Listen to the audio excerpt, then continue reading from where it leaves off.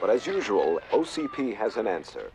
Meet the Rehabs, urban rehabilitation. Hi, this is Simon and welcome to another Marvelous Videos. The iconic RoboCop franchise's first movie, directed by Paul Verhoeven and released in 1987, has left a lasting legacy on pop culture and cinema. RoboCop remains one of the most unique and interesting takes on a futuristic society. The movie, set in the dystopian future city of Detroit, tells the story of police officer Alex Murphy, who is murdered in the line of duty and then revived as a cyborg law enforcement officer to continue serving the people. The film's themes of violence, corruption, and the relationship between man and machine have resonated with audiences for decades, making it a classic of the sci-fi action genre. Before we go into explanation, we do have a very small request. If you like our content, then please support us by subscribing to our channel. This is a small click for you, but for us, it means a lot. Thank you, and let's begin.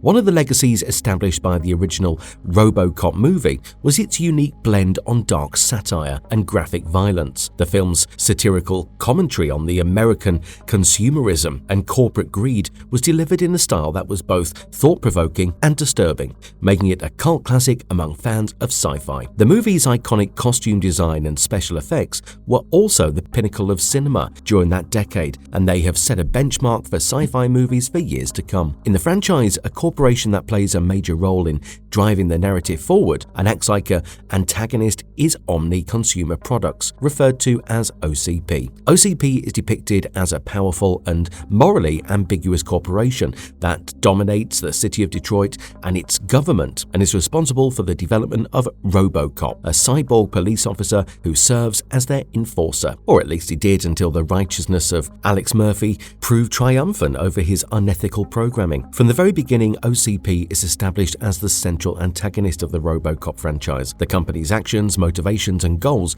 are consistently portrayed as being at odds with the well-being of the citizens of Detroit, and it is often portrayed as having little regard for human life or dignity. Their only focus is profit. The vile corporate beings behind the company are nothing but hate fodder for the audience as the processes of the OCP continue to bring in profits at the expense of the people of Detroit. In the first RoboCop film, OCP is shown to be primarily motivated by money and power. The company seeks to privatize law enforcement in Detroit and turn it into a profit-making enterprise. The desire for profit leads them to make unethical decisions, such as intentionally creating a high crime rate in order to justify their privatization plan. OCP's role in the franchise is not just limited to its portrayal as a villain, but also extends to its influence over the narrative itself. OCP serves as a framing device for the series, with the corporation's actions and decisions shaping the events that unfold. For example, in RoboCop II, OCP's decision to create a new, more advanced robot results in the creation of a dangerous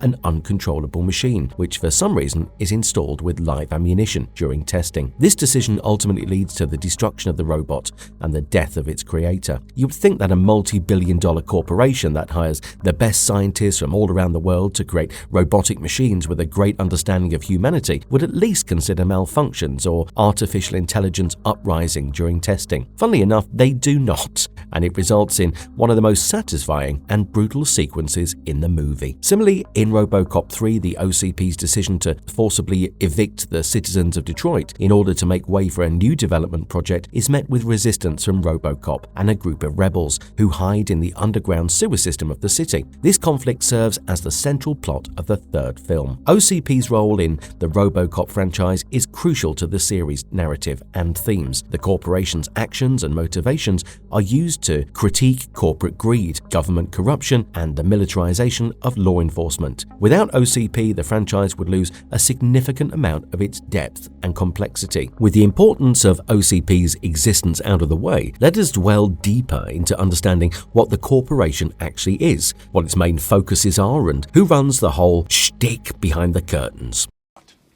209 is currently programmed for urban pacification, but that is only the beginning.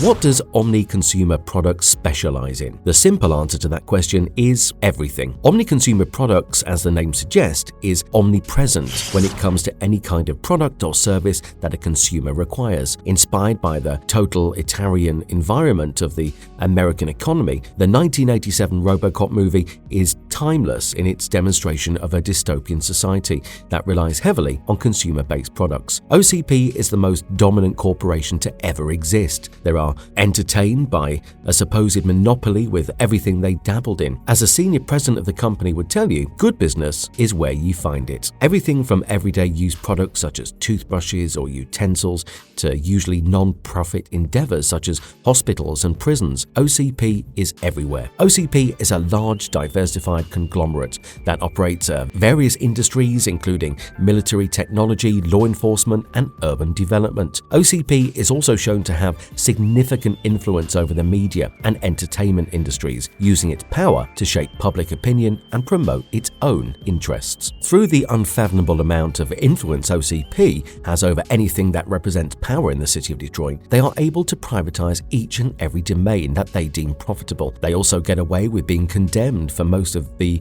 illegal or inhumane activities they do because of said influence and the corporation's footprint as a massive conglomerate.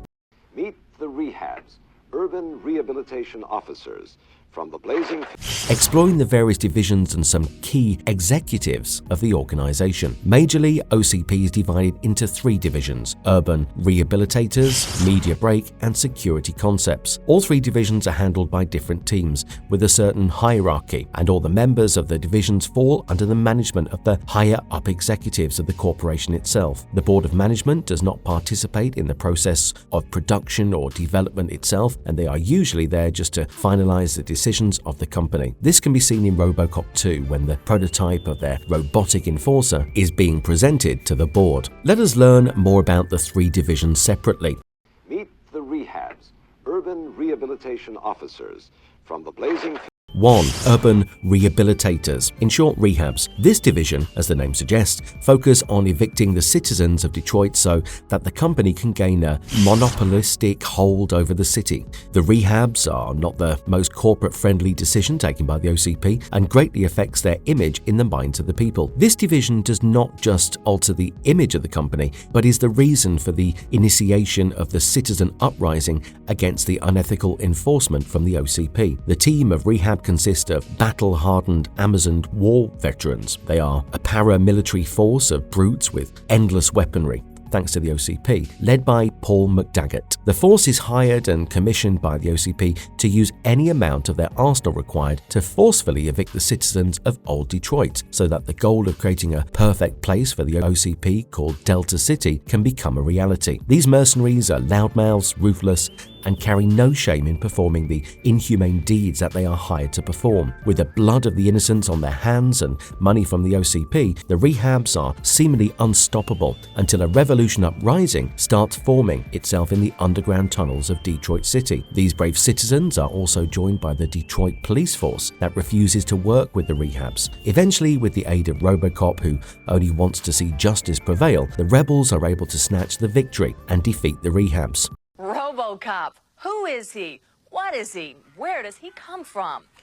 2. Media Break. The divisions that ensures that the image of OCP remains clean and pure. Media Break is the news program that ran on Channel 9 in the city of Detroit. Their main goal is to deliver fabricated news so that the machinations of the inherently evil corporation can be hidden and the greed with which they work can be twisted to build up a narrative that everything that they have been doing is good. The 3 most prominent members of the division that are shown regularly are the 2 hosts of the show and their on-site reporter, namely Jess Perkins, Casey Wong, and Justin Ballard Watkins, respectively. Eventually, Watkins is replaced by Debbie Dix, who delivers the news of RoboCop killing 5 clergy and 3 nuns before storming off the set and terming the fabricated story to be bullshit. The whole crew seem to be re-established when later the show is hosted by Rocky Crenshaw and Bo Harlan, while their on-site reporter is Charles Coffey. Throughout their entire run, the division of Media Break reports a ton of news on the people of Detroit. In the beginning, it is news that is believable to the untrained ear, but as time goes on, it is clear how imaginary the news really is and how much influence the corporation's greed has on it. With the passage of time, the citizens get a clear-cut idea that everything is fake, and the OCP's different endeavors start to show their true characteristics.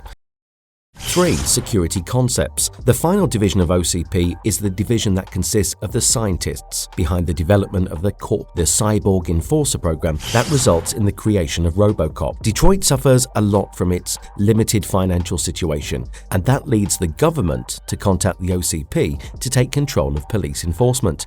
This further leads to the contract with Security Concepts and fulfills the OCP's agenda of controlling every aspect of Detroit to eventually turn it fully into Delta City. Security Concepts believe that the situation of the crime-ridden Detroit City is so bad that normal methods of enforcement are just not enough. They seek to establish a police force that will work 24/7 without rest. Of course, this is beyond the capabilities of an understaffed and underpaid human police force, so they resort to the creation of the Enforcement Droid Series 209 or ED-209.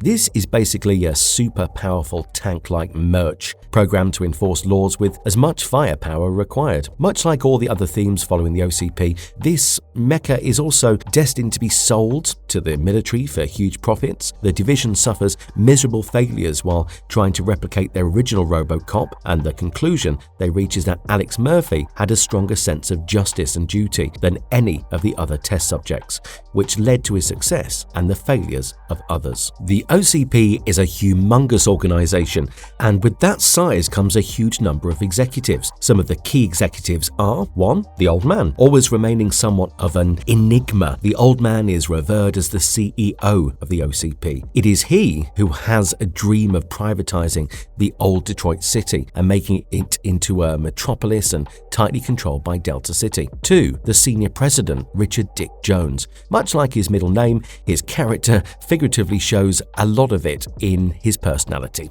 Jones is in cahoots with the crime boss, Clarence Bodica, and is a victim of RoboCop's justice after his Directive 4 is overridden by the firing of Jones by the Old Man. 3. The Executive Vice President, Robert Bob Morton. Bob is a builder because he built the foundation of his success through the failure of others. He suffers a brutal death due to his rival through Bodica. 4. Donald Johnson, the first entry in the list who has his apprehensions about the workings of the OCP. Johnson is a partner of Bob in the RoboCop program and has a great mind for business. He is always shown to have insightful suggestions to be put forward to his seniors. He remained OCP Senior Vice President after the departure of the Old Man. 5. Dr. Juliet Fax, one of the scientists behind the development of RoboCop. Fax is responsible for the choice of a mastermind criminal to be taken as a subject for the RoboCop program. After the destined failure of such an idea, Johnson is the first to call her out and blame her for the decision. After all, everything she says does not turn out to be at all facts. 6. Jeff Flex, the head of security after the Mitsu takeover. Fleck is the person who wants to remove any emotions from RoboCop, as he believes that the cyborg should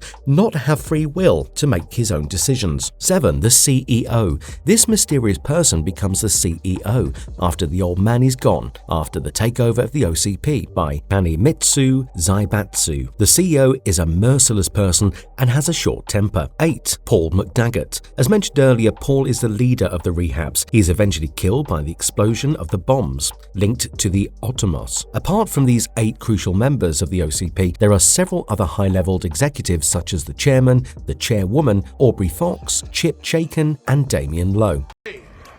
RoboCop II will seek out every laboratory. What is the role of OmniConsumer products in RoboCop II? In RoboCop II, the OCP is shown to be facing financial struggles. Their immediate response to this is reigniting the project of creating cyborg police enforcers, but their main goal is to gain a massive profit from it rather than creating effective law enforcers. The OCP poses as the main antagonist once again in RoboCop II, this time more than ever. Their plans to overtake the old and decrepit city of Detroit and transform it into a utopian metropolis, Delta City, are in full force. Unfortunately, their definition of what a utopia is flawed, and their hearty desire to gain profit from everything they do is dominant. The executives of the company plan to exploit the residents of Detroit to such an extent that they can repossess their homes through force and destroy everything, only to build Delta City from the ground up. With their connection to the criminal world, the OCP increases the amount of crime in the poor city of Detroit, which is already facing high crime rates. By working with the criminal underworld, OCP exposes the people of Detroit to a new and lethal drug called Nuke. While doing so, they also depreciate the salary of the current police forces and cut their pensions. This ignites the need for the police force to go on strike and leads to the downfall of the citizens. Following this, the old man announces the resurgence of the RoboCop project and wishes to create a newer and better version. The OCP contracts the services of Dr. Juliet Fax in the creation of the new RoboCop after repeated failures. Most of the test subjects either ended up failing to stay alive or kill themselves as soon as they realize what their situation has become. It is at this moment that Fax realizes the reason for the first RoboCop success. To bypass that, she has the ingenious idea to resurrect a criminal in the body of a cyborg rather than a policeman. She decides to revive Kane, the drug lord behind the creation of the drug Nuke, and as one can expect, the violent personality of Kane results in a disastrous failure. RoboCop II then goes on to rampage in Detroit and is only stopped when RoboCop defeats him face to face. To save their integrity, the OCP blames all of the failures on the hands of Fax and continues the development of such projects so that they can sell them to the military. Throughout the movie, OCP is portrayed as a ruthless corporation that is willing to do whatever it takes to achieve its goals, including disregarding ethical considerations and public safety. The role of OCP in the movie highlights the dangers of prioritizing profit over people and the importance of responsible corporate behavior. They also have a key role to play in RoboCop 3. After the disasters of the endeavors taken up by the OCP in RoboCop 2, it is implied heavily that both the old man and Dr. Fax have been taken into custody to spend the rest of their lives behind bars. With major public relation failures of the company and their practices resulting in the deaths of the innocent, OCP's revenue is decreasing and their shareholders are selling back their stock because a lot of people do not want to be related to such a company. Still, the OCP has a lot of control over the government, and their plans to create Delta City are still in full motion. The higher-ups are getting more and more impatient and want to start the project of Delta City as soon as possible. Instead of ensuring that everything runs smoothly, they chose a more radical approach. They decide that it will be best to straight up remove the residents of Detroit by force and form the division of the urban rehabilitators. As we stated earlier, this division is also called the Rehabs, and they focus on the relocation of citizens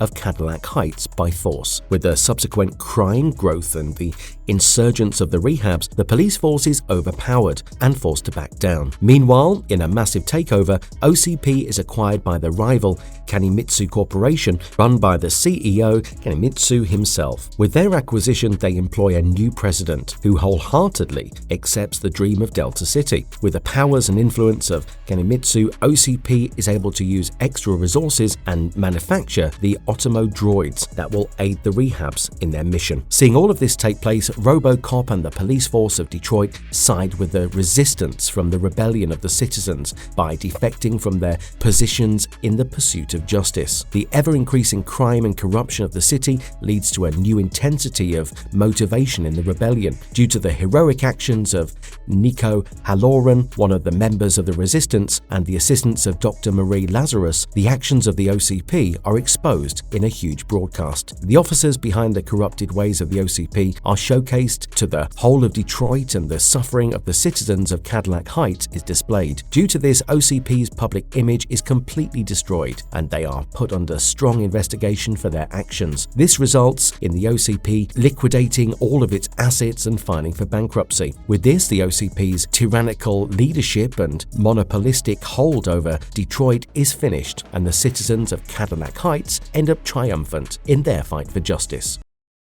TV appearances of OmniConsumer products was slightly different. In the live-action TV series titled RoboCop that came out in 1994, we saw a completely different form of the not-so-evil corporation OCP. Since the series was made for a completely different and younger demographic than the movies, it lacked a lot of violence and dark satirical story-like telling. Most notably, the series was completely separate from the sequels RoboCop 2 and 3 and formed its unique timeline in the RoboCop universe. The most significant change change that the series adopted was the personalities of the chairman of the OCP and its board of directors. The OCP was not shown to be a corrupt, money-grabbing company that had no regard for human rights. Rather, it was shown as an all-powerful conglomerate, with the chairman and its corporation being innocent and naive with a lot of inconscience. Due to the unawareness of the higher-ups and young executives of the company, it was able to plow his way through the top using his ruthless ways, including killing and unlawful allocation of resources. His assertive ways were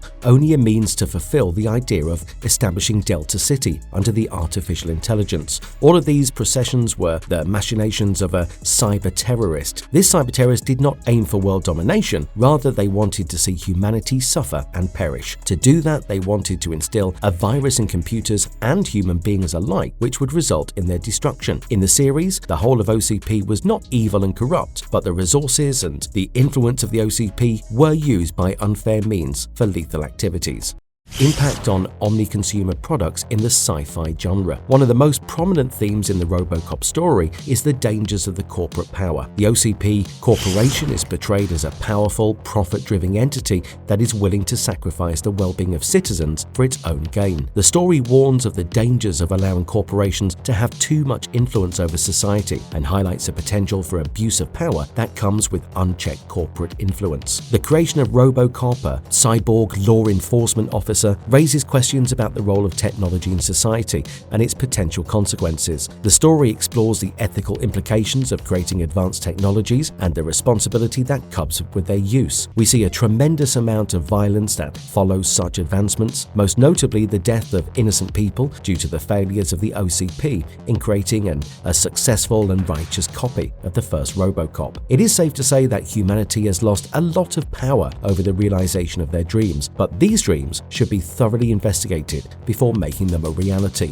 A lot of movies in the sci-fi genre explore these ideas. On the surface of things, humanity is evolving through the automation of a bunch of different processes, but at the same time, this advancement is causing people to be stepped up on, while artificial intelligence is taking its place. RoboCop is among the timeless movies of those times that explores these themes, and rightfully instills a sense of apprehension in the minds of the common people over the reliability of the technology. Take current affairs, for example. AI has been under heavy development recently, and people are fearing for their jobs. Who is to say that one misstep from a developer cannot result in a greater intelligence of AI than is required? These notions and themes have been heavily influenced by the cult classic that is RoboCop, and will continue to be inspired for years to come. The importance of individual autonomy is showcased beautifully in this movie. The character of RoboCop represents the struggle between the superiority of humanity and machinery, and the importance of preserving individual identity and autonomy. The story clearly warns us that the dangers of allowing technology to take over our lives and the need for individuals to maintain control over their own lives.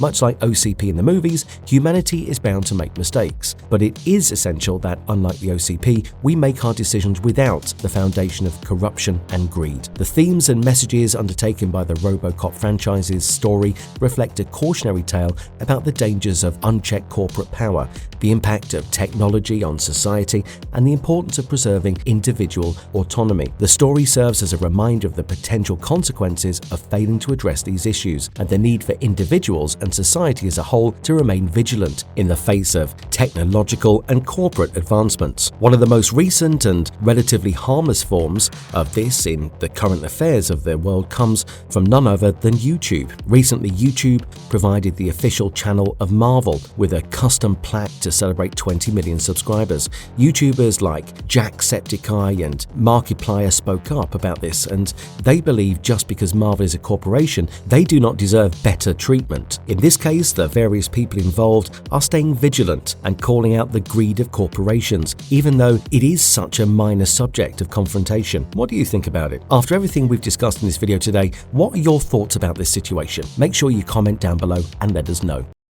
Conclusion. After everything that we've seen in the movies and discussed in the video today, we can be sure about one thing. The way the OCP Corporation is portrayed in the RoboCop series offers a timeless lesson on the perils of unbridled corporate dominance and the social effects of technology. In today's world, when the power of the corporate world and technology is continuously expanding, the franchise's display of issues like greed, corruption, and the desire for personal gains remains relevant. The franchise's continuing appeal and ongoing relevance are evidence of its capacity to persuade viewers about these key ideas and concepts in compelling ways. As society continues to grapple with the implications of technological advancement and corporate power, the lessons of RoboCop franchise remain as relevant as ever, reminding us of the importance of remaining vigilant and preserving our individual autonomy in the face of these forces. And if you liked our content, then don't forget to leave a like and subscribe to us if you haven't already. Have a good one and be safe. Thanks everyone.